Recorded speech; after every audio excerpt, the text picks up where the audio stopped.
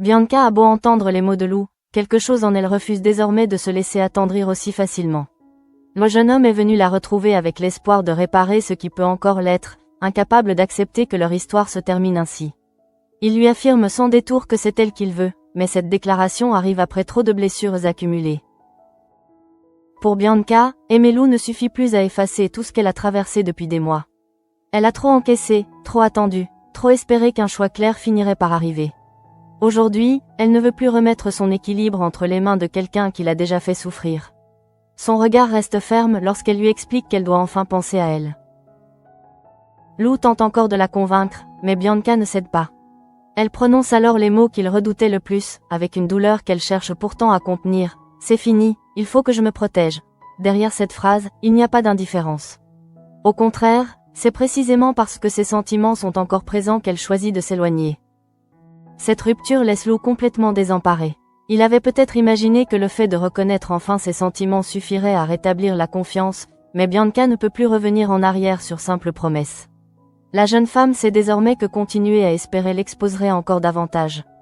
Pour la première fois, elle préfère accepter la douleur immédiate plutôt que risquer une nouvelle désillusion. Un peu plus tard, Lou retrouve Anouk et lui confie ce qui vient de se passer. Il reconnaît qu'elle avait raison lorsqu'elle lui conseillait de prendre ses distances avec Joséphine. Cette lucidité arrive trop tard pour empêcher la rupture. Lou se sent perdue, partagée entre le regret de ses choix précédents et la peur que Bianca ne lui laisse jamais une nouvelle chance. Anouk essaie de tempérer son désarroi. Selon elle, la meilleure chose à faire est maintenant de laisser du temps à Bianca. Insister ne ferait probablement qu'augmenter la pression qu'elle ressent déjà. Lou écoute, mais cette idée ne le rassure pas. Il redoute que le temps n'apaise rien et qu'au contraire, il rende la séparation définitive, sans possibilité de retour. Dans le même temps, Fleur se montre particulièrement préoccupée par Joséphine. La jeune femme ne répond plus, et ce silence devient difficile à ignorer. Fleur avait pourtant anticipé cette possibilité en glissant discrètement un téléphone jetable dans les affaires de Joséphine. Son objectif était simple, pouvoir garder un lien avec elle, même si la situation devenait compliquée autour d'elle. Cette inquiétude montre à quel point les conséquences du triangle entre Lou, Bianca et Joséphine continuent de s'étendre bien au-delà de leur seule relation. Chacun tente désormais de gérer les dégâts à sa manière. Lou regrette ses hésitations, Bianca se protège, Joséphine reste difficile à joindre, tandis que Fleur cherche simplement à vérifier qu'elle va bien malgré le chaos émotionnel qui les entoure. Pendant ce temps, une toute autre tension gagne Lionel. Clotilde et Rose doivent venir déjeuner au restaurant éphémère, et pour lui, ce repas revêt une importance particulière. Lionel sait qu'il ne peut pas se permettre d'être approximatif. Il veut leur montrer ce dont il est capable, mais surtout éviter de les décevoir dans un moment où son avenir à l'Institut semble entouré d'incertitudes. Son stress monte pourtant pour une raison presque dérisoire. Clotilde et Rose annoncent qu'elles n'ont finalement pas très faim. Elles veulent simplement des tomates mozzarella. Lionel s'était préparé mentalement à réaliser un véritable repas, peut-être à démontrer toute sa technique, et il se retrouve soudain devant une demande beaucoup plus simple que prévu, ce qui le déstabilise encore davantage. Derrière cette scène légère se cache néanmoins une émotion plus profonde. Lionel sait qu'il pourrait être en train de préparer l'un de ses derniers repas pour Clotilde et Rose. Cette idée donne une importance particulière aux moindres gestes, même lorsqu'il ne s'agit que d'assembler des produits simples. Il ne cuisine plus seulement pour satisfaire deux clientes, mais avec l'impression de refermer peut-être une période entière de sa vie. Ailleurs, Joséphine apprend par Gaspard que Lou et Bianca ont rompu. Cette nouvelle ne lui apporte pourtant aucun soulagement véritable. Elle se confie à Colline et reconnaît qu'elle s'en veut toujours d'avoir parlé du baiser. Elle mesure désormais tout ce que cette révélation a provoqué et comprend que la séparation de Lou et Bianca ne résout pas forcément la situation. Colline l'encourage à chercher une solution. Il ne s'agit plus simplement de revenir sur ce qui a été dit, car certaines paroles ne peuvent pas être effacées. Joséphine doit désormais réfléchir à la manière de réparer ce qui peut encore l'être. Sa culpabilité reste visible, mais elle ne sait pas encore si une intervention de sa part permettra d'apaiser les tensions ou les aggravera davantage. Dans un autre registre, Noé remercie Carla pour la séance de coaching qu'elle lui a consacrée. Oriane et Félix ont apparemment apprécié ce moment, ce qui suffit à Carla pour pousser son amie à aller plus loin. Elle l'encourage à proposer un verre à Oriane, convaincue qu'il ne doit pas attendre éternellement avant de montrer clairement son intérêt. Noé hésite pourtant. Il craint de donner l'impression de jouer les séducteurs trop insistants, et son manque d'assurance amuse beaucoup Carla. Celle-ci ne prend aucune précaution pour le rassurer et lui lance qu'il ressemble à un petit carlin assoiffé. La remarque est moqueuse, mais elle révèle surtout à quel point Noé paraît transparent dès qu'Oriane est concernée. Pourtant, au même moment, une inquiétude beaucoup plus sérieuse commence à se rapprocher de Bianca. Ninon et Gary se demandent encore si une personne de la masterclass pourrait réellement chercher à lui nuire. Jusqu'ici, Maxence apparaissait comme la seule possibilité crédible à leurs yeux. Cette hypothèse semblait offrir une explication relativement claire aux incidents survenus autour de Bianca. Mais rien n'est réellement résolu, et cette impression va bientôt devenir impossible à ignorer. En plein service, Bianca ressent soudain un violent vertige. Son corps lui échappe pendant quelques secondes, suffisamment pour attirer immédiatement l'attention de Marc. Le chef lui demande de s'asseoir et de reprendre ses esprits, tandis qu'Anouk aide à surveiller sa cuisson. Bianca essaie de ne pas dramatiser son malaise. Elle veut probablement croire qu'il ne s'agit que d'un passage à vide, d'un coup de fatigue provoqué par les tensions accumulées depuis plusieurs jours. Pourtant, son visage trahit un trouble plus profond. Ce vertige ne ressemble pas à une simple distraction, et son état semble se dégrader au lieu de s'améliorer. Elle finit par quitter la zone de travail avec sa gourde d'eau et prend la direction de la forêt. Elle cherche sans doute un peu d'air, un endroit où elle pourra retrouver ses esprits loin du bruit et de la pression. Mais au fil de ses pas, ses sensations deviennent de plus en plus inquiétantes, comme si quelque chose continuait de progresser dans son organisme. Bianca boit dans sa gourde, espérant probablement que l'eau l'aidera à récupérer. Pourtant, au lieu d'aller mieux, elle se sent encore davantage envahie par le malaise. Ses repères deviennent flous, ses jambes semblent ne plus répondre avec la même précision, et la forêt qui l'entoure prend soudain une dimension oppressante, presque irréelle. Elle comprend alors qu'elle risque de ne pas parvenir à revenir seule. Dans un réflexe de survie, Bianca se saisit de son sifflet et donne l'alerte. Ce geste devient son dernier moyen d'appeler quelqu'un avant que ses forces ne l'abandonnent complètement. Quelques instants plus tard, sa vision se brouille tandis qu'elle tente encore de rester consciente. Juste avant de sombrer, Bianca distingue une silhouette masculine qui se dirige vers elle. Elle n'a pas le temps d'identifier clairement cet homme ni de comprendre s'il vient l'aider ou s'il représente une menace. Cette présence est la dernière image qu'elle perçoit avant que tout disparaisse autour d'elle, laissant derrière elle une série de questions particulièrement inquiétantes. Pendant que Bianca lutte encore contre ce malaise dont elle ne comprend pas l'origine, l'ambiance reste beaucoup plus légère du côté d'Oriane et de Noé. Félix, épuisé, décide de les laisser travailler tous les deux en cuisine et préfère aller dormir.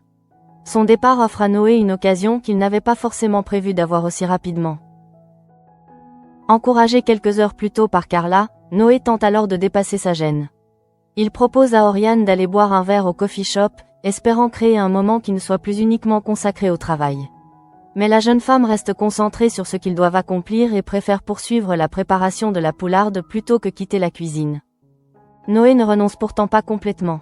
Plutôt que de forcer Oriane à interrompre son travail, il revient avec 2 cocktails directement en cuisine, transformant la pause en compromis. Derrière ce geste maladroit mais sincère, son intention devient de plus en plus évidente. Il cherche simplement à passer un moment avec elle sans avoir l'air de la détourner brutalement de ses objectifs. Peu à peu, Noé ose être plus explicite. Il imagine qu'il pourrait boire un verre sur la plage, cette fois dans une ambiance qui ressemblerait davantage à un véritable rendez-vous. Oriane comprend immédiatement ce qu'il lui propose, mais sa réponse reste ferme. Pour elle, ce n'est pas le bon moment pour ouvrir une nouvelle parenthèse sentimentale dans sa vie. La jeune femme veut rester entièrement focalisée sur le concours. Elle refuse de prendre le risque de perdre sa concentration, même pour quelque chose qui pourrait lui faire plaisir. Son attitude n'a rien d'un rejet cruel de Noé. Elle semble surtout guidée par une exigence personnelle très forte, comme si chaque distraction pouvait lui coûter beaucoup plus qu'une simple baisse de performance. Cette détermination prend une dimension différente lorsque l'on apprend ce qui lie Oriane et Félix à la cuisine. Leur mère possédait autrefois un restaurant, mais elle est décédée alors que les jumeaux n'avaient que 18 ans. Derrière la rigidité d'Oriane se cache donc une histoire familiale douloureuse, associant intimement la cuisine à la mémoire d'une mère disparue trop tôt. Dans le même temps, la situation de Bianca devient beaucoup plus préoccupante. Son coup de sifflet finit par attirer l'attention et permet qu'on la retrouve dans la forêt. Lorsqu'elle reprend connaissance, le soulagement est immédiat, mais il ne suffit pas à dissiper les interrogations. Elle vient de perdre connaissance dans des circonstances qui restent totalement inexpliquées. Marc veut immédiatement la ramener à l'institut afin qu'elle puisse passer par l'infirmerie. Après le violent vertige observé pendant le service et cette perte de connaissance en pleine forêt, il n'est plus question de simplement attendre que le malaise disparaisse. Bianca elle-même paraît encore fragilisée par ce qu'elle vient de vivre et par les secondes qui ont précédé son évanouissement. Surtout, un détail attire rapidement l'attention, la gourde que Bianca avait emportée avec elle a disparu. Lorsqu'elle est partie s'isoler dans la forêt, elle la tenait encore. Elle avait même bu dedans peu avant que son état ne se dégrade brutalement. Pourtant, au moment où elle est retrouvée, impossible de remettre la main sur cet objet. La disparition pourrait sembler anodine dans d'autres circonstances, mais ici, elle devient immédiatement troublante. Bianca a bu avant de perdre connaissance, puis la gourde disparaît alors qu'elle était seule et vulnérable. À cela s'ajoute cette silhouette masculine qu'elle a aperçue juste avant de s'évanouir, une présence dont elle n'a pas pu distinguer précisément l'identité. Lou, Gary et Ninon se mettent alors à chercher la gourde. Ils parcourent les environs avec l'espoir de la retrouver rapidement, car cet objet pourrait peut-être fournir une explication au malaise. Lou, déjà bouleversée par sa rupture avec Bianca, se retrouve maintenant confrontée à une inquiétude d'une autre nature, beaucoup plus brutale et immédiate. Même si Bianca lui a clairement demandé de respecter sa décision, il ne peut évidemment pas rester indifférent à ce qui lui arrive. Quelques heures plus tôt, il redoutait seulement de l'avoir perdue sentimentalement. Désormais, il doit accepter l'idée qu'elle a pu être mise physiquement en danger. Le contraste rend la situation encore plus difficile à supporter pour lui. Ninon, de son côté, observe les faits avec une suspicion croissante. Pour elle, il devient difficile de croire à une simple coïncidence. Les problèmes rencontrés par Bianca ces derniers temps avaient déjà suscité des interrogations, et cette nouvelle attaque apparente semble faire franchir un seuil inquiétant. La jeune femme cherche donc une explication qui relierait tous ces éléments. Gary tente néanmoins de calmer les conclusions trop rapides. Selon lui, Bianca a peut-être simplement été victime d'une insolation. L'hypothèse paraît possible à première vue. Elle s'est sentie mal, a souffert d'un violent vertige puis a perdu connaissance après être partie seule dans la forêt. Pour Gary, il n'est pas nécessaire d'imaginer immédiatement une nouvelle agression. Mais Ninon ne partage absolument pas son analyse. La disparition de la gourde lui paraît beaucoup trop étrange pour être ignorée. Si Bianca avait seulement été victime de la chaleur, pourquoi cet objet serait-il introuvable? Et surtout, pourquoi son état aurait-il semblé empirer après qu'elle a bu? À ses yeux, ces détails doivent être examinés sérieusement. Ninon finit donc par formuler une hypothèse beaucoup plus grave, quelqu'un aurait pu tenter de droguer Bianca. Elle ne possède encore aucune preuve permettant de l'affirmer avec certitude, mais son intuition s'appuie sur une succession d'éléments troublants. Le malaise soudain, l'évanouissement, la silhouette inconnue et la gourde disparue dessinent ensemble un scénario beaucoup moins rassurant qu'une insolation. Cette hypothèse change immédiatement la nature de ce qui vient de se produire. Il ne serait alors plus question d'un accident ou d'un simple problème de santé, mais d'un acte volontaire contre Bianca. Pourtant, pour vérifier une telle possibilité, encore faudrait-il retrouver ce qu'elle a bu et éventuellement analyser le contenu de la fameuse gourde disparue. C'est précisément là que le comportement de Gary devient profondément dérangeant. Alors que les autres cherchent encore l'objet et que Ninon insiste sur l'importance de comprendre ce qui est arrivé, Gary possède en réalité la gourde de Bianca. Il ne dit rien, il la garde cachée, privant les autres d'un élément qui pourrait répondre à leurs questions. À ce moment-là, Gary se retrouve seul avec cet objet devenu potentiellement essentiel. Il ne cherche pas à le remettre à Marc, à Ninon ou à Lou. Il ne propose pas non plus qu'on vérifie ce qu'il contient. Au contraire, son geste suivant transforme une simple étrangeté en véritable source de soupçon. Il ouvre la gourde et se dirige vers la rivière. Sans témoin pour l'arrêter, Gary verse secrètement le liquide dans l'eau. En quelques secondes, ce qui aurait pu constituer une preuve disparaît dans le courant. Le contenu que Bianca avait bu juste avant son malaise devient impossible à récupérer, tandis que Gary reste le seul à savoir pourquoi il a décidé de faire disparaître cette eau au lieu de la remettre aux autres. Ce geste ne permet pas encore d'affirmer qu'il a drogué Bianca. Rien ne prouve qu'il a lui-même préparé la gourde ni qu'il est responsable de son malaise. Mais une question devient impossible à éviter. Pourquoi Gary fait-il disparaître un objet que tout le monde recherche précisément au moment où Ninon soupçonne une tentative d'empoisonnement? Le geste de Gary donne soudain une toute autre couleur à ce qui vient de se produire. Jusqu'à présent, il pouvait encore apparaître comme l'un de ceux qui cherchent à comprendre le malaise de Bianca. Mais le fait qu'il possède secrètement la gourde et qu'il en vide le contenu dans la rivière crée une fracture immédiate entre ce qu'il montre aux autres et ce qu'il fait lorsqu'il est seul. Cette contradiction devient d'autant plus troublante que Gary venait justement de défendre l'hypothèse d'une simple insolation. Il semblait vouloir ramener l'incident à quelque chose de banal, presque rassurant. Pourtant, son comportement indique qu'il accorde lui-même une importance particulière à cette gourde. S'il la considérait réellement sans intérêt, Pourquoi prendre le risque de la cacher puis de faire disparaître son contenu? Dans le même temps, Ninon reste persuadée que le malaise de Bianca ne doit pas être pris à la légère. Elle ne dispose d'aucune analyse, d'aucun résultat médical et encore moins d'une preuve concrète, mais tous les éléments lui semblent trop précis pour être ignorés. Bianca ne s'est pas simplement sentie faible, son état s'est brutalement dégradé après avoir bu. Le souvenir de la silhouette aperçue dans la forêt ajoute encore à cette inquiétude. Bianca n'a vu qu'un homme s'approcher d'elle quelques secondes avant de perdre connaissance. Elle n'a pas pu distinguer son visage, ni comprendre ce qu'il voulait. Cette absence d'identité rend la scène encore plus angoissante, car n'importe qui présent dans les environs pourrait potentiellement correspondre à cette description. Lou, lui, se retrouve pris entre deux émotions contradictoires. Quelques heures plus tôt, il devait accepter que Bianca mettait un terme définitif à leur histoire. Il n'avait alors qu'une seule obsession, trouver un moyen de ne pas la perdre. Mais face à ce qui vient de lui arriver, ses propres regrets deviennent secondaires. Il veut avant tout savoir qu'elle est hors de danger. Cette inquiétude ne lui donne pourtant aucun droit supplémentaire sur Bianca. La jeune femme a été parfaitement claire avec lui, elle veut se protéger et mettre fin à leur relation. Lou doit donc apprendre à rester présent sans profiter de sa vulnérabilité pour revenir sur cette décision. Une position inconfortable pour celui qui vient justement de comprendre qu'il souhaitait être avec elle. Bianca, de son côté, retrouve progressivement ses esprits après son passage dans la forêt.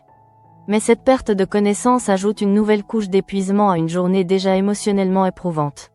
La rupture avec Lou lui avait demandé une force considérable, parce qu'elle avait choisi de s'éloigner d'un homme qu'elle n'avait pas cessé d'aimer simplement pour ne plus souffrir. À présent, elle doit aussi faire face à quelque chose qu'elle ne maîtrise pas du tout. Son corps l'a trahi sans qu'elle sache pourquoi, et ce souvenir est forcément plus difficile à accepter que n'importe quelle dispute sentimentale. Bianca avait quitté le service en pensant probablement qu'un peu d'air lui permettrait de retrouver son équilibre. Elle s'est au contraire retrouvée seule, incapable de rester consciente. Marc ne veut pas banaliser ce qui vient de se passer.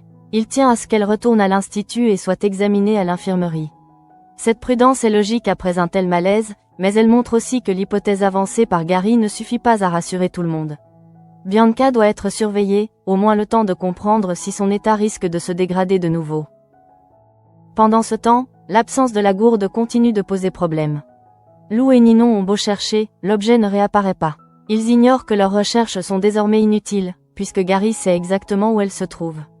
Plus grave encore, le liquide qu'elle contenait vient d'être versé dans la rivière, supprimant potentiellement la seule possibilité de vérifier ce que Bianca avait réellement ingéré. Ce détail transforme la situation en véritable énigme. Si Ninon a raison et qu'une substance se trouvait dans la gourde, alors l'élément permettant éventuellement de le confirmer vient d'être détruit. Si elle se trompe et que le malaise de Bianca est effectivement dû à une insolation, le geste de Gary reste malgré tout inexplicable, car il avait tout intérêt à remettre l'objet aux autres. Gary se place donc lui-même au centre des soupçons, sans que personne autour de lui ne semble encore connaître la vérité sur ce qu'il a fait. Son silence est désormais presque aussi important que son geste. Il ne dit pas qu'il a retrouvé la gourde. Il ne mentionne pas qu'il l'a prise. Et surtout, il laisse les autres continuer à la chercher alors qu'il sait parfaitement qu'ils ne la trouveront pas. Cette attitude peut nourrir plusieurs interrogations, mais aucune réponse n'est encore disponible. Gary cherche-t-il à protéger quelqu'un? A-t-il découvert quelque chose dans la gourde qu'il préfère cacher? Son comportement est-il lié directement au malaise de Bianca ou répond-il à une autre motivation?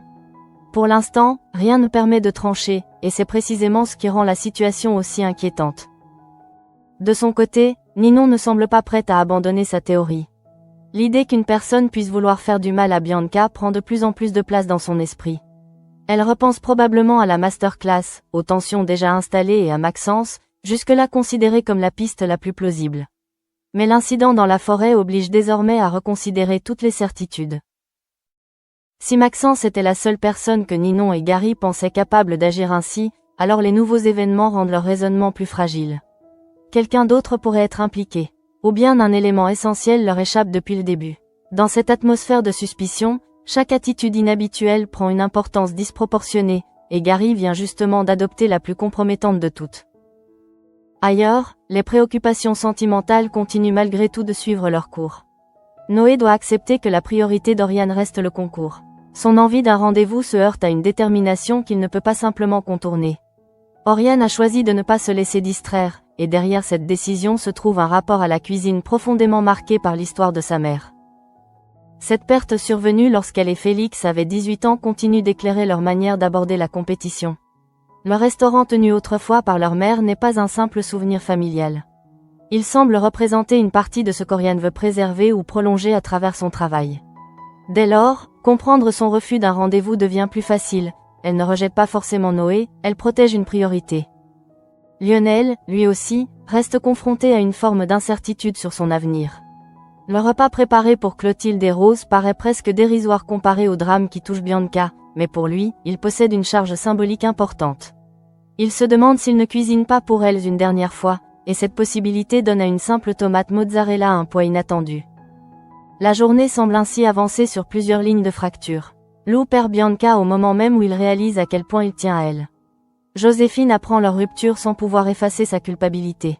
Oriane refuse de détourner son attention du concours. Lionel redoute une fin de parcours. Et au milieu de tout cela, Bianca devient la cible possible d'un acte dont personne ne comprend encore la nature. Mais contrairement aux autres tensions, celle qui entoure Bianca comporte un danger concret. Quelqu'un a peut-être touché à sa gourde. Quelqu'un s'est approché d'elle lorsqu'elle était en train de perdre connaissance. Et surtout, quelqu'un possède désormais un comportement suffisamment étrange pour faire naître de lourds soupçons. Ce quelqu'un, c'est Gary, même si les autres l'ignorent encore. Au bord de la rivière, le liquide a déjà disparu dans le courant. Impossible désormais de revenir en arrière et de récupérer ce qui se trouvait dans la gourde.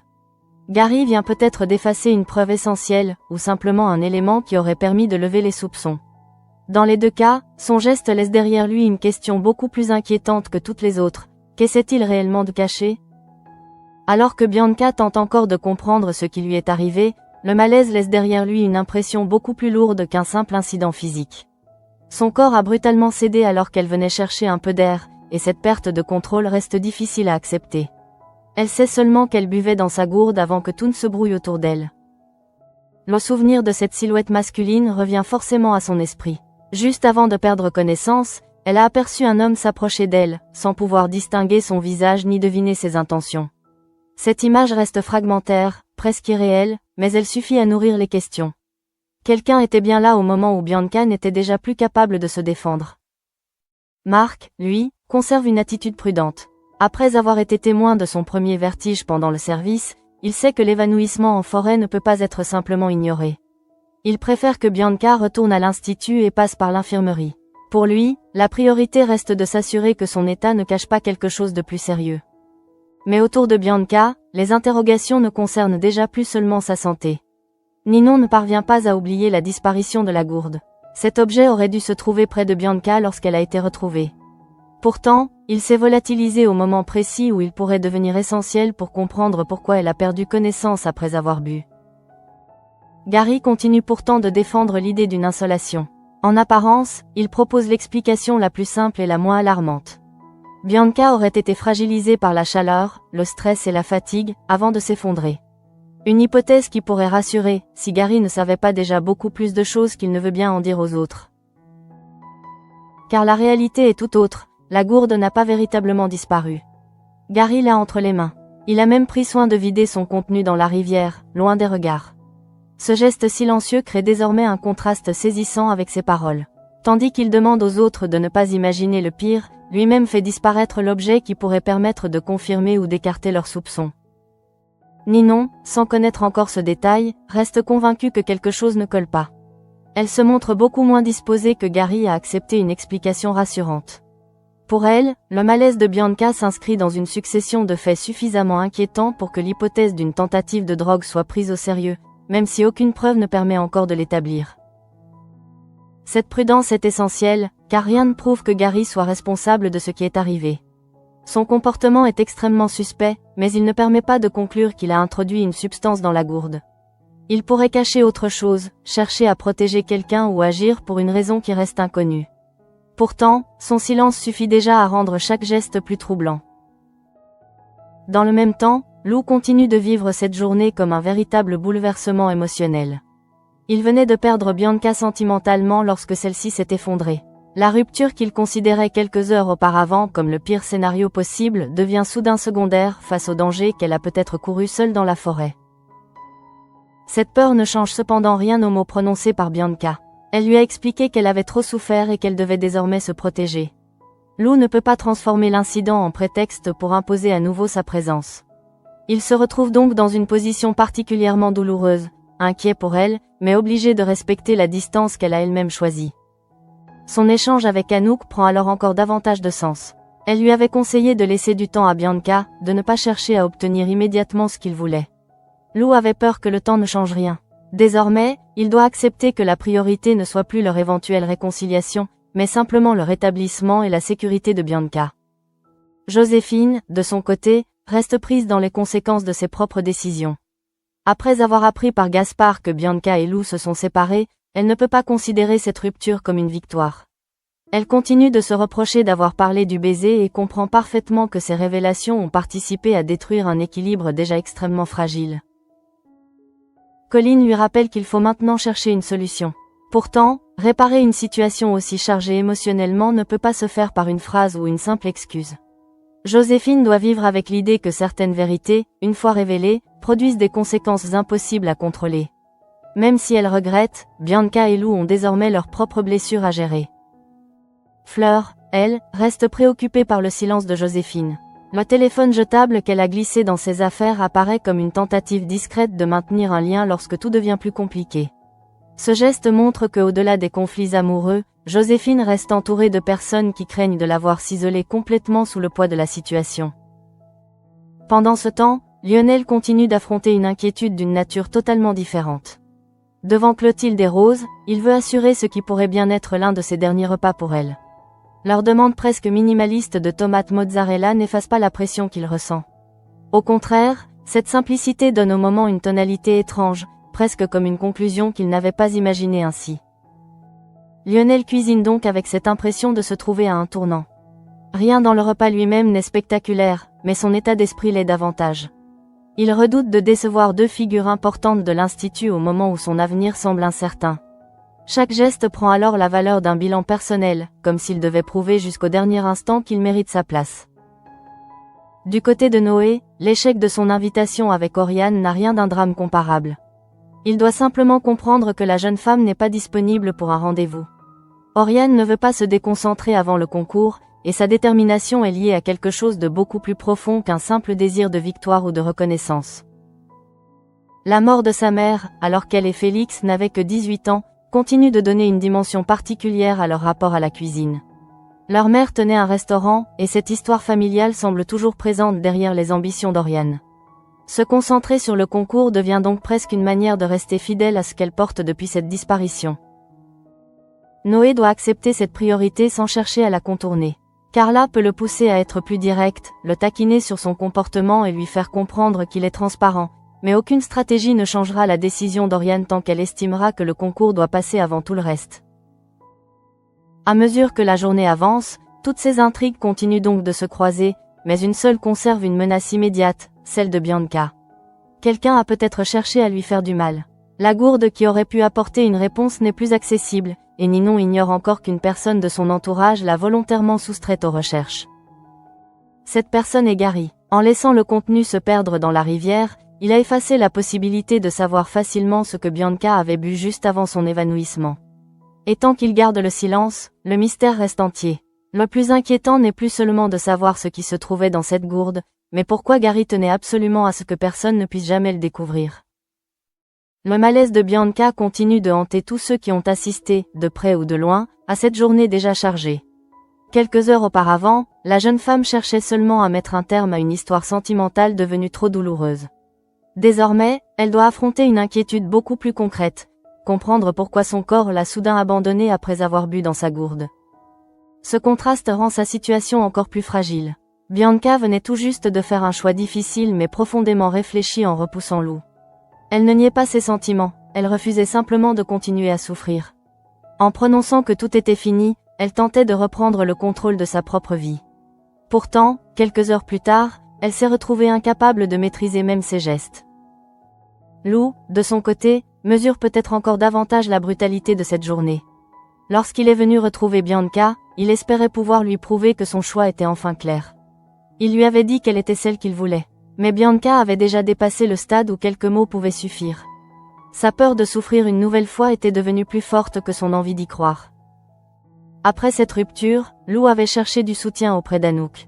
Il avait admis qu'elle avait raison depuis le début lorsqu'elle lui conseillait de garder ses distances avec Joséphine. Cette reconnaissance tardive ne pouvait cependant plus réparer ce qui avait été brisé. Anouk lui avait simplement conseillé de laisser du temps à Bianca, même si Lou craignait que ce temps ne fasse qu'installer définitivement la séparation. À présent, cette attente prend une autre dimension. Lou ne doit plus seulement laisser Bianca respirer après leur rupture, il doit aussi accepter qu'elle traverse une épreuve dont personne ne comprend encore l'origine. Son inquiétude est légitime, mais elle ne peut effacer ce qu'elle lui a demandé. Il lui faut rester à sa place, même si chaque nouvelle question autour de son malaise nourrit son angoisse. Ninon, elle, ne veut pas se contenter de l'explication avancée par Gary. L'idée d'une insolation lui paraît insuffisante pour expliquer tout ce qui s'est produit. Bianca a ressenti un violent vertige pendant le service, puis son état s'est aggravé après son départ dans la forêt. Elle a bu dans sa gourde avant de perdre connaissance, et cette même gourde a ensuite mystérieusement disparu. À cela s'ajoute la silhouette masculine aperçue par Bianca juste avant son évanouissement. Ce souvenir est flou, mais il devient impossible à ignorer. Quelqu'un s'est approché d'elle alors qu'elle était déjà vulnérable. Impossible cependant de savoir si cet homme venait lui porter secours ou s'il était lié à ce qui venait de lui arriver. Cette incertitude entretient une tension particulièrement lourde. Ninon formule alors la possibilité la plus inquiétante, quelqu'un aurait pu tenter de droguer Bianca. Elle ne présente pas cette hypothèse comme une certitude, car rien ne permet encore de l'établir. Mais elle considère qu'elle mérite d'être prise au sérieux. Tout dépendrait alors du contenu de cette gourde, précisément l'objet que personne ne semble désormais capable de retrouver. C'est là que le comportement de Gary prend toute son importance. Tandis que Ninon cherche une explication et que Lou participe aux recherches, Gary sait parfaitement que la gourde n'est pas perdue. Il la possède. Il a choisi de ne rien dire, alors même qu'il entend les autres s'interroger sur ce que Bianca a pu boire avant son malaise. Plus troublant encore, Gary ne se contente pas de cacher sa découverte. Il vide lui-même le contenu de la gourde dans la rivière. Le liquide disparaît dans le courant et, avec lui, toute possibilité immédiate de vérifier s'il contenait une substance capable d'expliquer le vertige puis l'évanouissement de Bianca. Ce geste suffit à faire naître des soupçons extrêmement lourds. Pourtant, il serait encore prématuré de désigner Gary comme responsable de ce qui est arrivé. Rien ne prouve qu'il ait préparé la gourde, qu'il ait ajouté quoi que ce soit à l'intérieur ou qu'il soit l'homme aperçu par Bianca dans la forêt. La seule certitude concerne son comportement après les faits. Il détient un élément recherché par tous et décide volontairement d'en faire disparaître le contenu. Pourquoi agit-il ainsi? C'est précisément la question qui demeure sans réponse. Peut-être cherche-t-il à protéger quelqu'un. Peut-être sait-il quelque chose qu'il ne veut pas révéler. Peut-être son geste possède-t-il une explication totalement différente de celle que Ninon pourrait imaginer. Mais dans le contexte actuel, la décision de Gary ne peut qu'alimenter la méfiance. Pendant ce temps, les autres tensions de la journée continuent d'exister. Joséphine apprend toujours à vivre avec les conséquences de ce qu'elle a révélé. Gaspard lui a annoncé la rupture de Lou et Bianca, mais cette nouvelle ne lui apporte aucun véritable apaisement. Elle reste rongée par la culpabilité d'avoir parlé du baiser et se demande comment réparer ce qu'elle a contribué à fragiliser. Colin lui conseille de chercher une solution, mais rien n'indique qu'une réparation soit encore simple. Bianca vient précisément de choisir de se protéger parce qu'elle estime avoir trop souffert. Le problème dépasse donc largement une seule révélation ou une seule excuse. Tous les personnages impliqués doivent désormais accepter que leurs décisions ont laissé des traces durables. Fleur, toujours inquiète pour Joséphine, représente une autre forme de soutien. En glissant un téléphone jetable dans ses affaires, elle avait voulu conserver une possibilité de contact. Ce geste discret prend tout son sens lorsque Joséphine cesse de répondre. Derrière les affrontements amoureux se dessine aussi la peur de voir une amie s'isoler au moment où elle semble particulièrement vulnérable. Ailleurs, Lionel continue d'affronter ses propres doutes. La visite de Clotilde et Rose au restaurant éphémère avait déclenché chez lui une véritable montée de stress. Il voulait leur offrir quelque chose d'irréprochable, peut-être parce qu'il redoutait de cuisiner pour elle pour la dernière fois. Leur simple demande de tomate mozzarella n'a finalement rien retiré à la charge émotionnelle du moment. Cette scène laisse planer une question sur son avenir à l'Institut. Lionel semble lui-même sentir qu'une étape pourrait être en train de se terminer. Son besoin de réussir ce repas ne repose donc pas seulement sur l'envie de satisfaire Clotilde et Rose. Il ressemble aussi à la volonté de ne pas quitter un chapitre de sa vie avec l'impression d'avoir déçu celles qui l'ont vu évoluer. Noé, lui, doit accepter une frustration plus légère mais néanmoins réelle. Malgré les encouragements de Carla et sa tentative de proposer un verre à Oriane, Celle-ci lui rappelle que sa priorité reste le concours. Même les cocktails apportés directement en cuisine et l'idée d'un moment sur la plage ne suffisent pas à la faire changer d'avis. Le refus d'Oriane prend cependant tout son sens à travers son histoire avec Félix. Leur mère possédait un restaurant et elle est morte lorsqu'il avait 18 ans. Cette perte continue de donner à la cuisine une dimension intime et profonde. Pour Oriane, rester concentrée sur le concours ne relève donc pas uniquement de l'ambition. Cela touche aussi à un héritage personnel qu'elle ne veut pas compromettre. Mais lorsque la journée touche à sa fin, c'est bien le mystère autour de Bianca qui domine toutes les autres préoccupations. Elle s'est effondrée seule dans la forêt, a utilisé son sifflet pour appeler à l'aide et a aperçu un homme avant de sombrer. Sa gourde a disparu au même moment, exactement lorsque son contenu aurait pu devenir essentiel pour comprendre son malaise. Ninon pense à une tentative de drogue. Gary parle d'insolation. Pourtant, celui qui défend l'explication la plus rassurante est aussi celui qui possède secrètement la gourde recherchée. Et lorsqu'il verse son contenu dans la rivière, il transforme son propre comportement en l'un des éléments les plus troublants de toute cette affaire. Une certitude demeure donc, Gary cache quelque chose. Mais la nature exacte de ce secret reste inconnue. A-t-il simplement voulu éviter qu'une information soit découverte, ou son geste est-il directement lié à ce qui est arrivé à Bianca? Pour l'instant, impossible de répondre. La rivière emporte le contenu de la gourde, tandis que les soupçons, eux, ne font que commencer.